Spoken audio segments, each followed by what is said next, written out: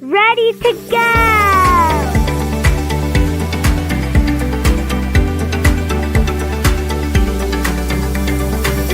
You're listening to By Land and by Sea, powered by the Maritime Professor. The FMC is back at full power. The FMC is back. Look, all 5 seats are filled. It's a full commission. All right, I know that this might not be Super Bowl exciting, but it sure is FMC nerd exciting. And it's great timing, too, because Chairman DiBella was on Capitol Hill this week talking about budget, enforcement, dispute resolution, and cargo. It's always cargo. So today we're talking about Bob Harvey and what a full commission actually means, and also talking a little bit about the budget hearing and where it gave us some insights into where they're all going. MARAD's also in here. Hi, welcome back to By Land and by Sea, an attorney breaking down the week in supply chain, presented by the Maritime Professor. Me, I'm Lauren Beagen, founder of the Maritime Professor, former FMC International Affairs attorney, and founder of Squall Strategies. By Land and by Sea is your go-to resource for navigating the regulatory side of global ocean shipping. And me, I'm your favorite maritime attorney, aren't I? As always, this podcast is for educational purposes only and should not be considered legal advice. There is no attorney-client privilege created by this video or this podcast. If you need an attorney, contact an attorney. All right, well, let's get into it because, as you know, ocean shipping moves the world. All right, the FMC, like I said, is officially back at full strength. Robert Harvey of Florida has now been sworn in as the 5th commissioner, which means all 5 commissioner seats are filled. Now, let's break this down because I want to make sure that we're all on the same page, right? So the Federal Maritime Commission, not structured like MARAD. MARAD has an administrator and a deputy administrator in the 2 main roles. The Department of Transportation has a secretary and a deputy secretary and all sorts of assistant secretaries. But the FMC is different, right? It's not a cabinet level agency. It's an independent federal agency led by a 5-member commission.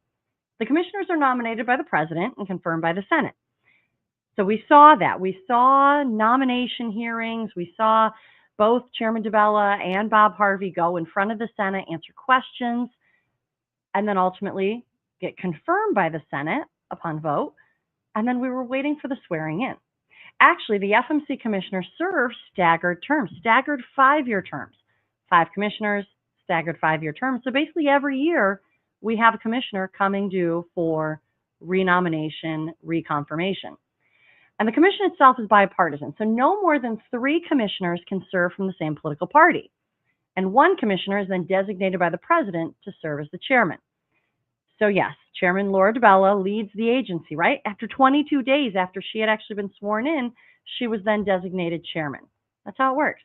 But I want to go back to this: no more than 3 commissioners can serve from the same political party. While we were waiting for Bob to get sworn in, we had a 2 and 2, 2 Republicans and 2 Democrats. Now, in these independent regulatory agencies, they also vote, right? They vote when they have rulemakings come through. They vote when they have initial decisions come through for the administrative law judges, when their court cases or they act as essentially a court sometimes. So if you have 2 and 2, you're not really taking advantage of the political party in power. Now, I say that, though, the FMC tends to be a little non-political, right? They tend to be more, it's a competition agency, so they tend to be a little bit more driven by the nature of the supply chain, which arguably is a little less political. But yes, so Chairman DiBella leads the agency. She is the public face of the FMC in many ways, and she manages the agency and helps set the direction. That's what chairmans do. But the FMC itself is still a commission. Commissioners vote. You've probably often heard Commissioner Dye say, if you ever hear her giving presentations, saying, I'm just 1/5. I am only 1/5, 20% of what the agency decides to do, right? Each commissioner gets a vote. They help shape the agency policy. They participate in the rulemakings. They decide certain adjudicatory and regulatory matters, and they bring different backgrounds and different ways of looking at the shipping system. So I'm really excited about this whole complete set that we have at the FMC, right? We have Chairman DiBella, who comes with a very business background.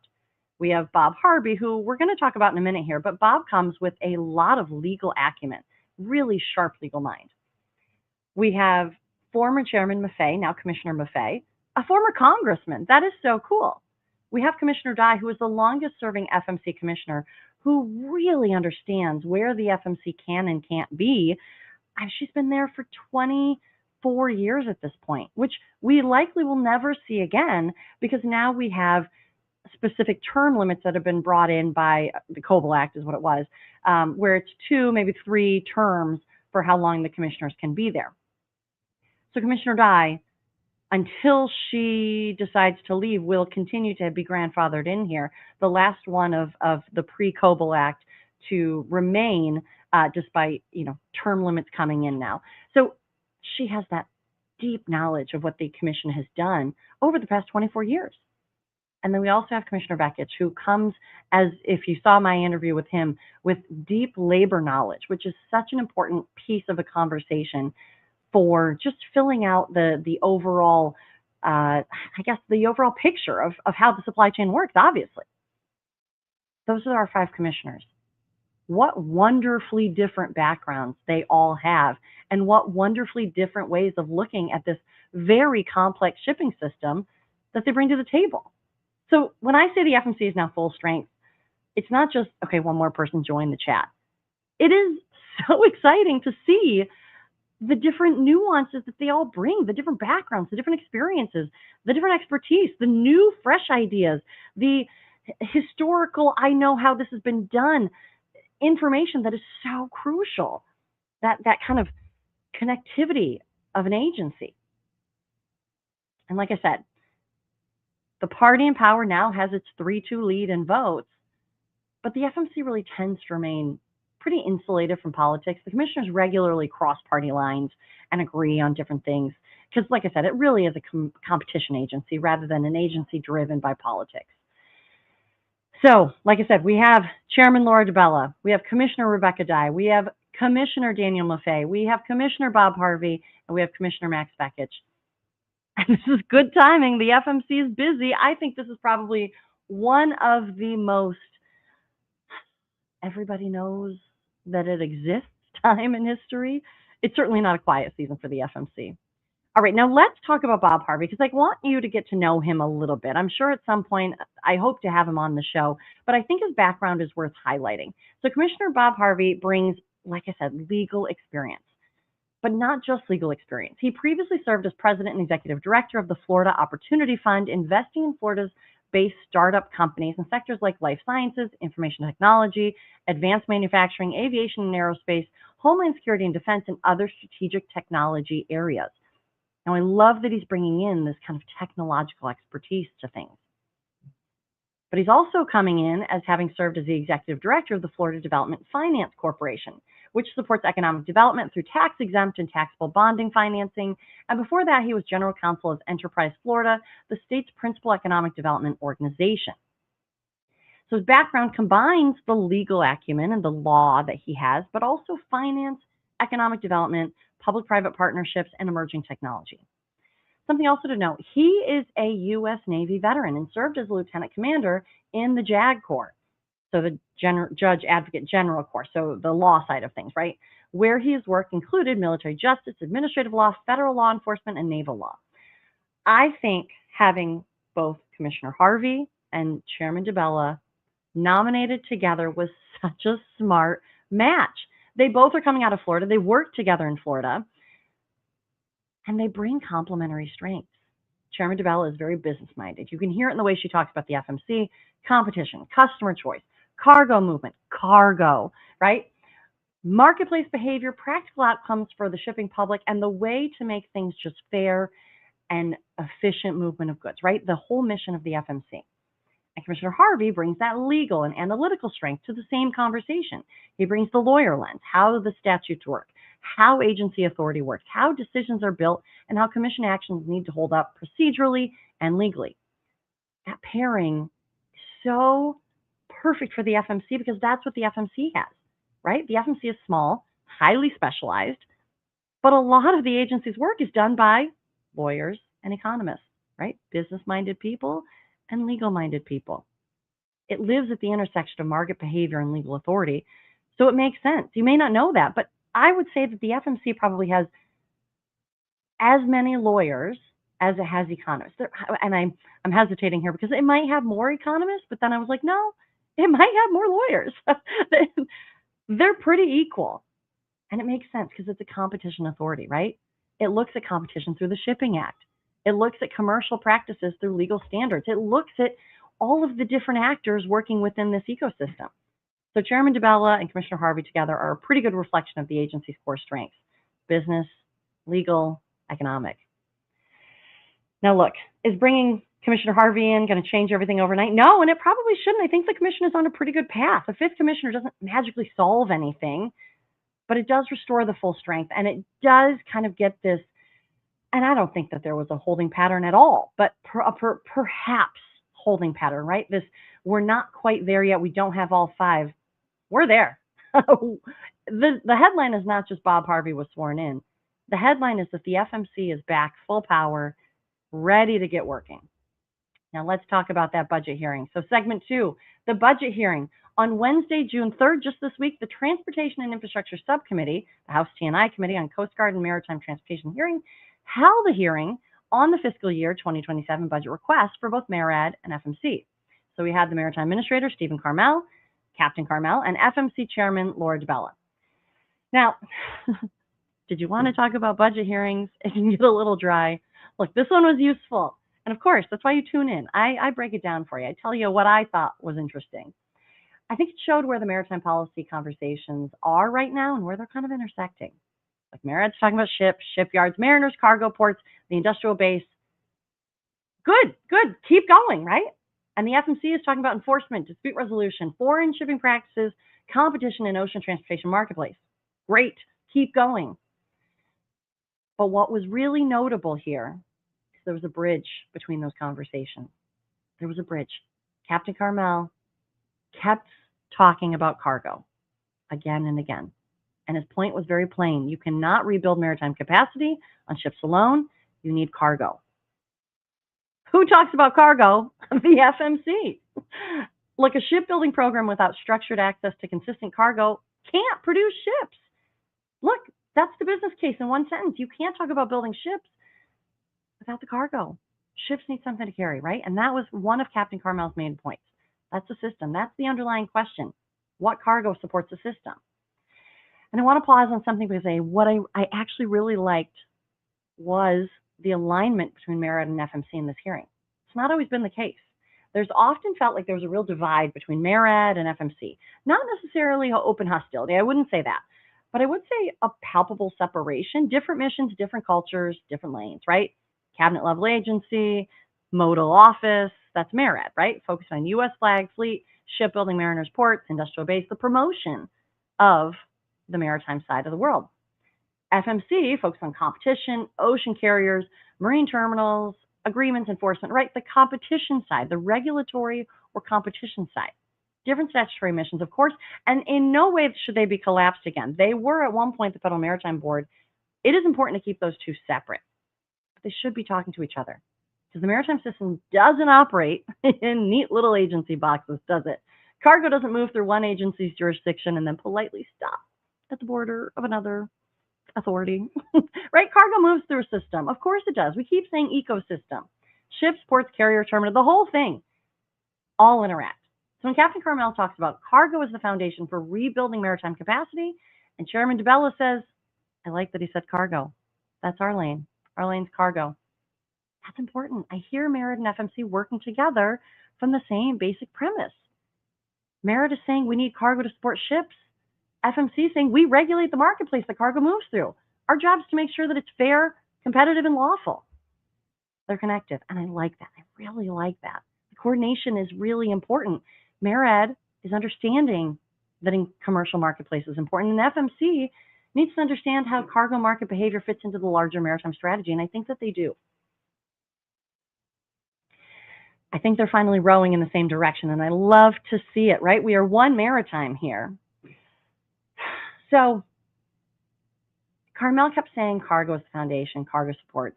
Chairman DiBella picked that right up. That's our lane. Our lane is cargo. I love that. MARAD is focused on rebuilding maritime capacity. FMC regulates it. The FMC is not the shipbuilding agency, of course. It's not the agency training mariners, but it does regulate.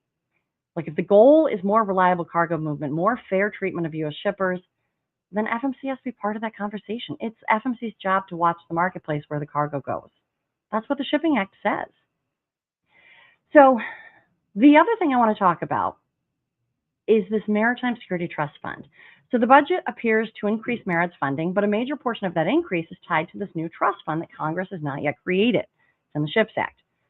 So MARAD is pointing to a new funding bucket, and Congress is kind of asking through this hearing, okay, but does that bucket actually exist yet? And Captain Carmel said that the trust fund would be used for a variety of things. He specifically mentioned PIDP, the Port Infrastructure Development Program, money for Kings Point and the U.S. Merchant Marine Academy, small shipyard grants, and large shipyard grants. He also said there's a lot of things in the Maritime Action Trust Fund and described it as covering the gamut of how MARAD does things. Put simply, MARAD is treating this trust fund as a big part of how the Maritime Action Plan gets paid for it. It's not just PIDP, not just Kings Point, and not just shipyards. It's a bucket for a whole set of maritime priorities. But Congress still has to create that bucket. And of course, members were asking about that. They question whether MARAD is relying too heavily on a funding mechanism that still needs congressional action. They also raised concerns that programs like PIDP may look supported on paper but could face uncertainty if the trust fund is delayed, changed, or never enacted. So if the Maritime Security Trust Fund moves forward, it could become a major tool for port infrastructure, shipyard support, maritime workforce, and Maritime Action Plan implementation. If it doesn't move forward, the budget math gets a little bit more complicated. But yes, this was a budget hearing, of course. The question underneath the numbers was whether the Maritime Plan has real funding behind it. You can have a maritime vision, you can have a maritime action plan, but at some point, the funding structure has to exist or the plan stays on paper, right? So one of the strongest lines from Carmel came when he was talking about the shipbuilding. He explained that shipbuilding is not a spot market business. It was a long capital investment. Owners, yards, lenders, and suppliers make decisions based on whether they believe the market will be stable and the market will exist over time. I'm going to repeat that again. He explained that shipbuilding is not a spot market business. You don't build a ship because you had a good feeling on a Tuesday. You build a ship because the long-term business case makes sense. And that's why cargo is so important, and a reliable trust fund to support the industry behind it is so important. It's a slight pivot, but instead of an annual, I hope we get PIDP funding, it becomes there is funding in a trust fund to help support the industry. Now, with the FMC budget, Chairman DiBella testified in support of the fiscal year 2027 budget request of $40 million for the FMC. I've said this before, and she said this in the hearing, more than 80% of that amount is allocated to employees and critical IT infrastructure enhancements. I mean, a lot of it is employee salary. Like the FMC is small. It's been small, right? We have about 115, 120 employees. Maybe we might get up to 130 or 40 FTEs, full-time employees, but it's not doing small work. This agency regulates an ocean transportation system that's massive. We know that. And it's tied to national economic security. So when the budget is level, the question then becomes, and this is kind of what the senators and congressmen are saying, can the FMC keep doing more? Do we need more money here? But look, Chairman DiBella basically said yes, right? She said the FMC is doing more with less, and that's the posture of this administration. Then she explained how the agency is trying to do that. She said technology, data tools, case management improvements, e-filing, kind of getting the FMC into year 2026. And that is a force multiplier for small agencies. But she also pointed to a very practical area for shippers and carriers, and I think that this is one that really hasn't been highlighted in enough fanfare, in enough spotlight, I guess. So CATERS. We've talked about CATERS, but I probably don't talk about it enough. Consumer Affairs and Dispute Resolution Services, CATERS. It's a free service that the FMC offers. It's basically the alternative dispute resolution section, mediation, right? It's a free service. Chairman DiBella said the agency is increasing that function. She described it as a way to get ahead of disputes before they become formal or informal complaints. And she encouraged carriers and shippers to go try that route first. Now that's worth pausing on, because not every ocean shipping dispute needs to be full litigation. I mean, you certainly have that right, but not every charge issue needs to become a full complaint, right? And perhaps we could stave off some of that long, more laborious, more detailed process of a full complaint if maybe some of the issues were just solved by parties talking, clarifying the issues, and using CATERs. CATERs is worth knowing about. And the FMC is still talking about enforcement, right? It's still talking about investigations. It's still talking about all of the things that the FMC already does, but it wants to also highlight this free dispute resolution resource and try to see how we do more with less and perhaps how we stave off some of these larger issues, right? How do we stretch its internal resources with technology and process improvements? And how do we try to route more disputes through CATERs early so the agency can help resolve issues? The FMC Chairman DiBella also emphasized that the FMC is still very much in enforcement mode. She talked about some of the recent investigations and how it seeks to protect U.S. importers, exporters, and consumers. And she said they have quite a few investigations going on, flags of convenience, maritime choke points. We've talked about a lot of these. She also highlighted enforcement results, including a few penalties and compromise agreements that have just hit the news recently. But look, the FMC isn't just waiting around. They want to make sure that they are monitoring the whole system for unfair or unfavorable shipping conditions, and sometimes in a foreign way, in a global way. And that's where they're utilizing the Foreign Shipping Practices Act and Section 19 of the Merchant Marine Act of 1920, with probably a little bit more flexing than has ever been done, or maybe not even if ever, recent history for sure. So the question kind of goes back to, is 40 million enough? I mean, probably not. It probably should be increased. They've been operating very lean for quite a while, and I don't think they get enough credit for that. But look, Congress is asking them to do more with the same amount, with level funding essentially, because even 10 years ago, they were still talking about the $25 to $30 million. So they're only up 10 million. I mean, it's still 10 million, but compared to other agencies, 40 million, kind of like a line item. The agency's saying we can do more, but there's limits, right? Technology can help, but the FMC does need more money, right? They do need more money. But look, I trust that Chairman DiBella is going to do a great job. Hopefully they get the 40 million. Hopefully they get more than the 40 million. I'm going to continue to watch that FMC budget conversation, because I think as we see the FMC continue to improve in the things that it does and the ways that it protects the U.S. importer, exporter, consumer, I hope that we see more funding go that way, because they have been operating lean. It's not like they've been spending excess money. Like, I'm also going to be watching the Maritime Security Trust Fund, because a lot of that MARAD budget structure depends on the trust fund becoming real, and that's the SHIPS Act, right? Or somehow, but SHIPS Act is where we find that. I'm also watching that cargo conversation. I love that cargo keeps running as cargo is king. Of course it is. Cargo is the strategic asset. Excuse me. Cargo is the strategic asset. Cargo is the reason ships exist. We know that. We know that. I don't need to tell you guys that. We know that. The FMC is at a full commission. MARAD's pointing to cargo. MARAD and FMC are working together or rowing in the same direction. That is incredible. And Congress is asking whether they actually have enough money to do the job. I like it. I like the direction we're moving here. I'm going to keep watching it all. You know I will. And I'll keep breaking it down for you. But I'm excited. We're at full power. You know what I think this means? I think this means that Sal Mercogliano, if you watch what's going on with shipping, at one point when he talked about the FMC, he created an image that was the A-team, essentially, of all the commissioners, on their faces superimposed on all of the characters within the A-team. He's got to update it. Bob's on board now. All right. Thanks for joining. If you like this episode, be sure to follow, subscribe, and leave a review. Want to go deeper on these topics or bring this kind of insight to your team? Visit themaritimeprofessor.com to explore corporate trainings, tailored briefings, and on-demand webinars, all designed to make complex maritime regulations practical and easy to understand. And if your organization needs help navigating the legal or strategic side of ocean shipping, head over to Squall Strategies. That's where they provide consulting services, regulatory guidance, and policy support. As always, this podcast is for educational purposes only and not legal advice. If you need an attorney, contact an attorney. So until next time, I'm Lauren Beagen, Maritime Professor, and you've just listened to By Land and by Sea. See you next time.